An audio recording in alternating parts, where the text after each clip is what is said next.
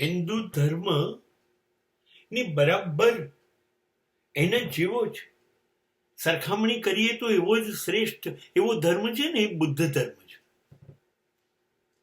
અને આ બંને ધર્મની શ્રેષ્ઠતમ વ્યાખ્યા શું છે ખબર છે? ઈશ્વરને શોધવો નથી, બહાર ક્યાંય નથી. ઈશ્વર મારી અંદર છે. અને જો ઈશ્વર મારી અંદર હોય તો હું ઈશ્વર બની ગયો કે નહીં? ઈશ્વર શોધવાનું નથી, મારી અંદર જે સંતાયેલો ઈશ્વર છે એનો ઓળખવાનો છે. અહમ બ્રહ્માસ્મિ છું, હું શિવોહમ છું, હું જ શિવ છું. હું જીવ નથી, જીવ તરીકે આવ્યો છું, પણ છું તો શિવનો અંશ. હવે તો તપાસવું પડશે ને કે હું શિવ જેવો છું કે નહીં. તો કેવી રીતે ખબર પડે ઈશ્વરના ગુણ છે કે મારી અંદર કે નહીં? એ જોવા માટે મારે રોજ, જેમ પૈસા કમાઈએ અને રાત્રે હિસાબ લખીએ ને, એવી રીતે રોજ આ જિંદગી ખર્ચીએ છે તો એનો હિસાબ લખવો જોઈએ. સાંજે હિસાબ લખવાનો ના હોય. આપણી અંદર આપણો પરમાત્મા છે, આપણે બહાર કોને હિસાબ આપવો છે? આપણે હવે કોઈને કેવી રીતે છેતરીશું જો માલિક જ અંદર બેઠો છે તો? Simply we have to observe. આપણે આપણું આંખ બંધ કરીને નિરીક્ષણ કરવાનું છે. મેં શું કર્યું? મારે શું કરવાનું હતું? Okay, then I have to inspect my self.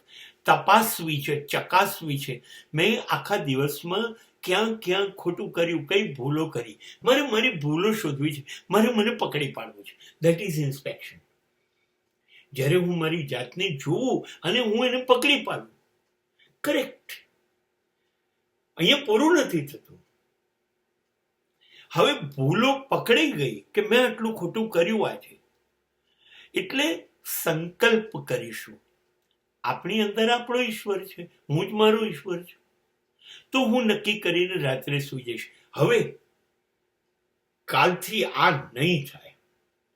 આજે હું 10 વાર જૂઠું બોલ્યો, આજે હું 12 વાર ગુસ્સે થયો, આજે મેં 15 વખત લોકોનું છેતરપિંડી કરી, આ બધું કાલે નહીં થાય. કાલથી આ ઓછું થશે, સુધરશે.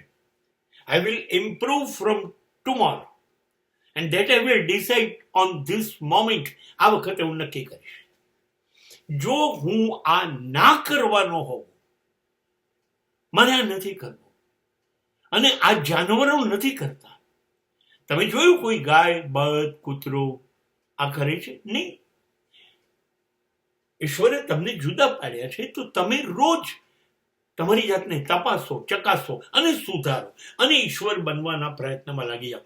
જો આ નથી કરતા તમે તો ગુનો કરો છો, ઈશ્વર સાથે છેતરપિંડી કરો છો. અને માટે આવું જ્યારે હું કરું છું ત્યારે આઈ હેટ માય સાઉલ.